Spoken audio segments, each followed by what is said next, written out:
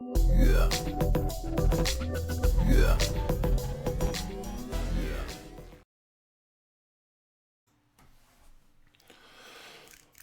All right, Ryan. So we just went through all the pitfalls. We went through why the Peter Principle happens.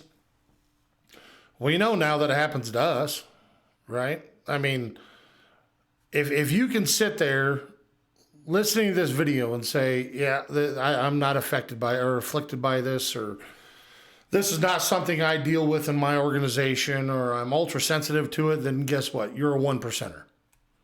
You're a 1%, not the biker gang. You're a one percenter, because 99% of businesses have this issue.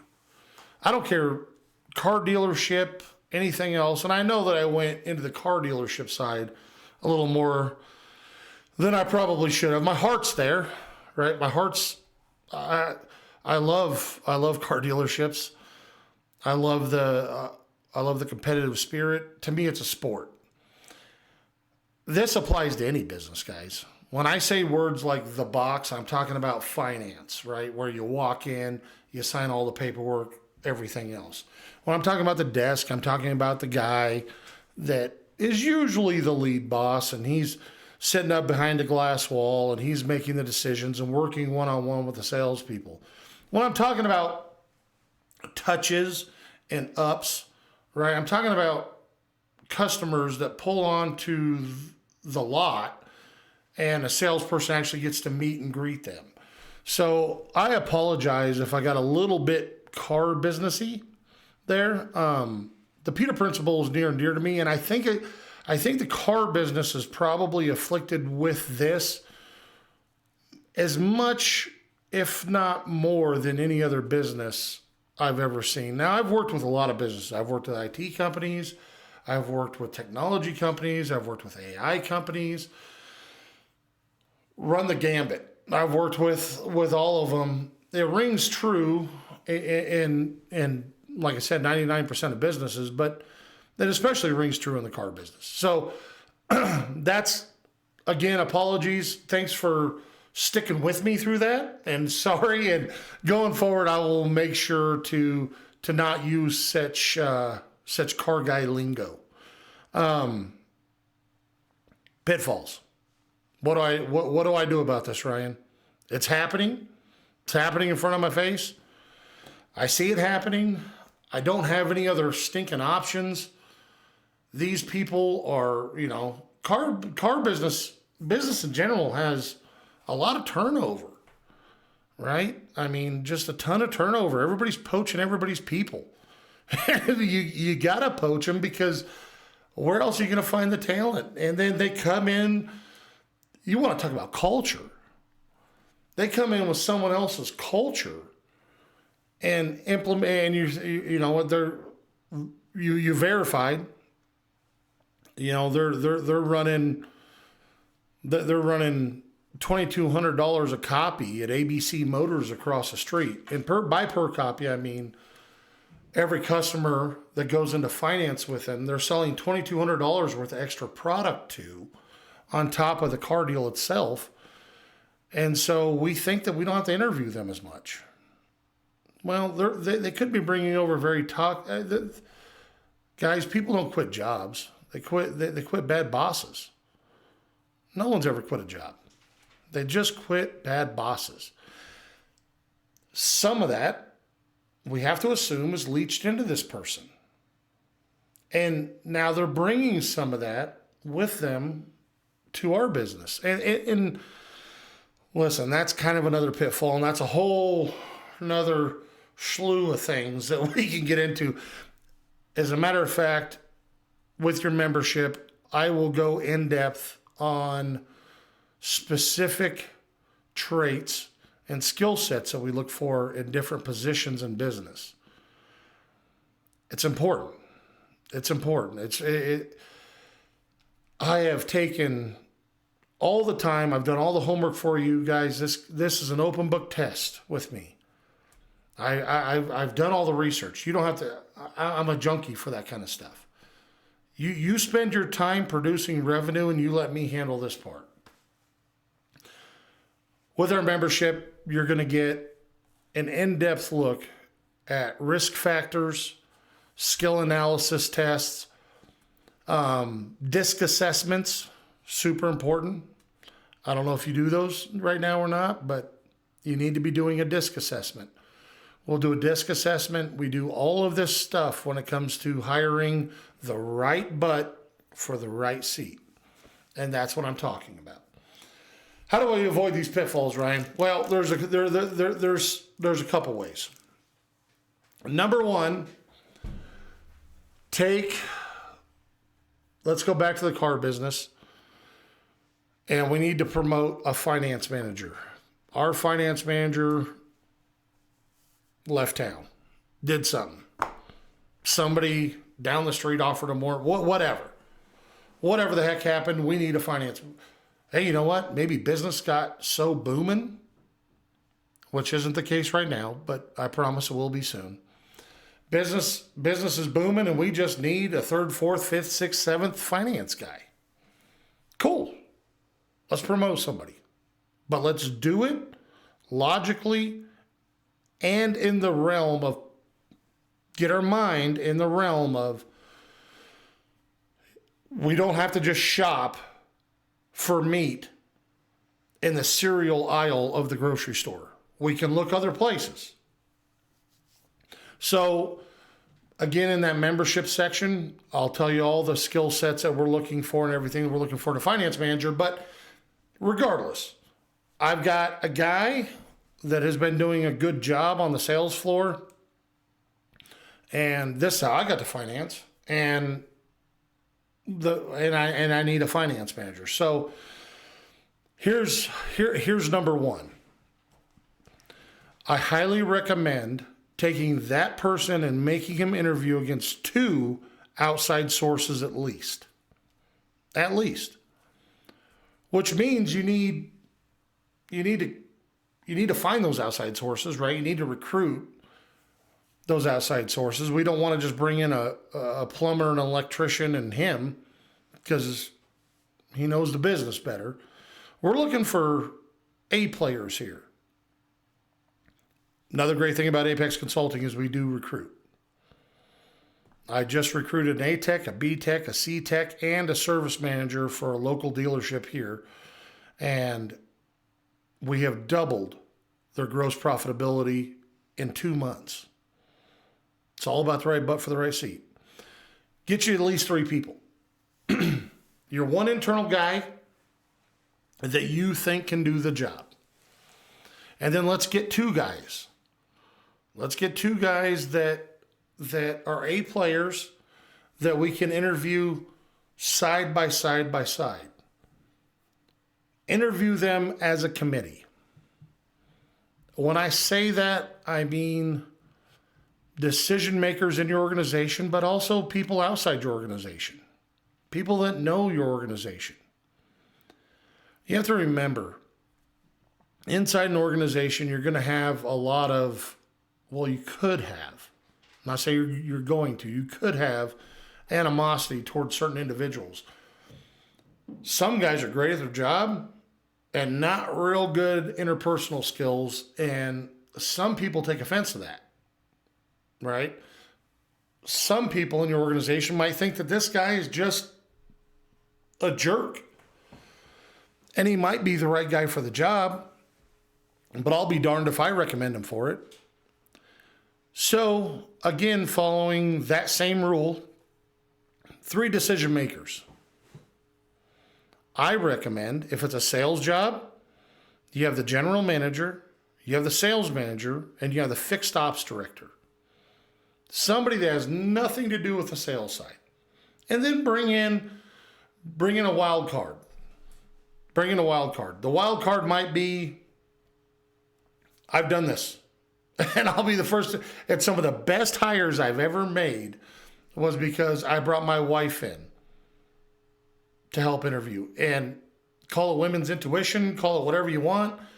She reads people far better than I do.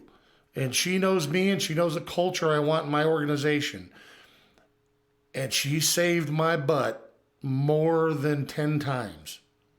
So Bring in somebody else that doesn't have that relationship with them, because again, going back to culture, it's not just about can they do the job. I can ask logical questions back and forth and figure out if somebody could do the job, but do they fit in? Right? Because I want both. I want both. I'm not a this or that kind of guy. Give me both. I want quality and quantity. I want both. And so, do they fit into the culture? Do they fit into what I'm building here? Do they see the vision that I've created for everybody else? You could say that easily with a guy that's already working for you, right? And so those other guys I can ask the logical questions to. Can they do the job at a higher level? And then also, do they fit in? Try that. Number two, and everybody's going to hate me for this, and everybody's going to say, hey, this is ridiculous. Load the bench. For crying out loud, load the bench. Don't wait to be reactive. If you see a salesman on the floor with potential, start teaching him finance before you need a finance manager. If you see a finance manager that shows potential, start teaching him sales managing and leadership before you need that position filled. This next man up mentality is the worst thing for a business. Look at the restaurant industry. If my chef, if I own a 4 or 5 star restaurant, if my chef, I'm hanging my hat on that guy. His sous chef should know how to make every dish that he makes just as well as he does. It's no different in any other business. Start loading your bench now. Don't wait until you need them. Never be held hostage by a position. And you know what? It's hard. It's hard to do on a Saturday. It's hard to do on a Friday. It's hard to do on a Monday. Get your salesman the show potential to come in and start breaking down deals with your finance manager. You're going to have to give them something. You're taking them off the floor, and these are commission-based people. It's going to cost you a little bit of money, but it's going to make you a whole lot more in the long run. Take your finance manager out of finance, right? And put him on the desk on a Thursday. Let's see what he can do up there. Let's see if he can lead the team. Send him out on closes. Do whatever you got to do, but start loading the bench. And you know what? Again, darn it, going back to the car business, really any business, these guys, it's all about culture. If you're bringing that person up there and then the sales manager is feeling threatened that maybe he doesn't have a job tomorrow, maybe the finance manager is going to replace him, he's not going to teach him everything. He's not going to teach him his secret sauce, even though nobody has that, right? It's all the same thing. But if we have a culture of assisting one another, and I'm going to go in depth in another video about business culture, and get a drink, get a comfy chair, because I could go on for an hour on a successful, competitive, productive business culture. But we don't want it just competitive. And that's one of the pitfalls of culture, right? So we want our sales manager to be comfortable enough. He knows he's not being replaced, but none of us can predict the future. And we can't just let the business go because somebody else wasn't able to fulfill the role. So load the bench, and for the love of everything, hire slow and fire fast. And bring in a wild card, hire by committee, not just one guy making all the decisions. shouldn't just be the GM, shouldn't just be the fixed ops director, shouldn't just be the branch manager, shouldn't just be the general sales manager, shouldn't just be one person making those decisions, because the culture, it affects everybody. Bring in that wild card to say, yeah, there's somebody that knows you and knows your organization and knows what you stand for. Bring them in and let them. We're not looking for business acumen here. We can do that. And we're looking for, are they a good person? Are they a good fit for what I've built here? I think you're going to find a lot more. Well, I don't think. I know that you're going to find a lot more success, and it's going to help you avoid this Peter Principle. At the very least, that inside person that you brought in to interview against at least 2 outside people that you've recruited and vetted very well, that person knows they're going to have to bring their A game, right? I can be the best of 80 people any day of the week, but can I be the best of 100,000 people? That remains to be seen. And this is why we do it that way. This is how to avoid the pitfalls, guys. This is the Peter Principle 101. It's very easy to talk about. It's a lot harder in practice. It's a lot harder to affect these changes. And I'm here to help you affect these changes. I could show you firsthand, and I'm going to in future videos, on how we affect these changes, what that looks like. I'll show you an actual hiring by committee board that I've put together, and the kinds of questions, right, that are asked in those sorts of interviews. I can show you exactly how to do what I'm talking about. Like I said, don't buy a mistake, rent it. Rent the mistake from me, and I'll teach you all that. This is Ryan Daly with Apex Consulting Company. Thanks for hanging in there with me. Tons of videos, tons of content coming up. We're just getting started. I've been doing this real time with companies for a while now. Wanted to make it more accessible because we've affected so much positive change in the companies we've worked with. And there's only a couple of us. So I wanted to make it more accessible to people that maybe necessarily don't have access to me or my partner. And that's important. That's important to me. We just want to make a better life for everybody, more time, more money, profitable business, happier, no more sleepless nights. That's what we're here for. If you have any questions, concerns, comments, anything else, feel free to follow us on Facebook at Apex Consulting Co. or go to our website, apexconsultingco.com. And there you can start to find membership fees, very, very, very conservative on any of those. Again, my purpose and my goal is not to become wealthy off this thing. It's to help people out. I've lost a lot of nights worth of sleep due to some of this stuff that I wish somebody would have just came up and said, hey, tap me on the shoulder, go here, all problem fixed, problem resolved.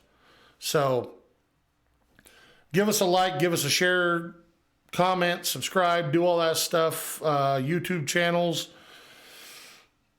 We're everywhere. So whatever you need, again, if you're a member and you ask a question, I will get back to it. I don't care if it's a weekend or anything else. I'll get back to it lickety split and answer those questions and help you. That's what we're here to do. We're here to serve. Love you guys. Thanks for watching.